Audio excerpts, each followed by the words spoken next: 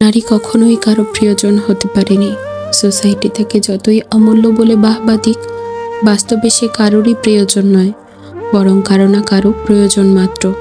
বাবার ঘরে সে প্রয়োজন বাড়ির কাজ সামলানোর জন্য, ছোট ভাই বোনদেরকে দেখাশোনা করার জন্য, সমাজকে দেখানোর জন্য যে তাদের মেয়ে কতটা ভদ্র আর শান্ত।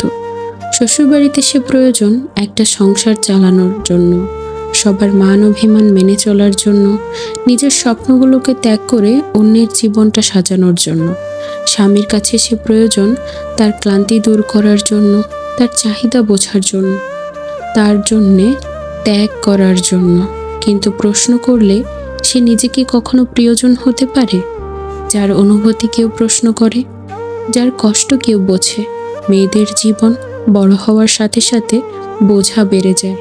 একদিন সে বুঝে যায় তার ভালোবাসা, তার কান্না, তার অবদানের কোনো দাম নেই।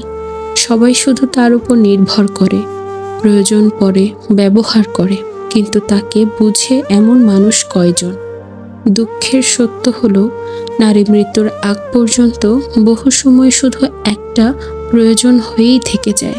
শেষ বয়সে যখন শরীর ভেঙে আসে, তখন চোখের কোণে কুঁচকানো দাগ পড়ে যায়, তখনও কি কেউ তার হাত ধরে বলে, তুমি আমার প্রিয়জন, তোমার কষ্ট আমি বুঝি? না, তখনও সে প্রয়োজন হয়েই থেকে যায়।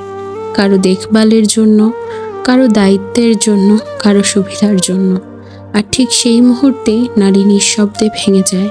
কারণ সারা জীবন মানুষকে ভালোবেসেও, নিজেকে উৎসর্গ করেও, স্বপ্নগুলোকে মাটিতে পুঁতে রেখেও শেষ পর্যন্ত সে বুঝে যায় সে কখনো কারো প্রিয়জন ছিল না, শুধু প্রয়োজন ছিল। মৃত্যুর আগ পর্যন্ত তাই থাকবে।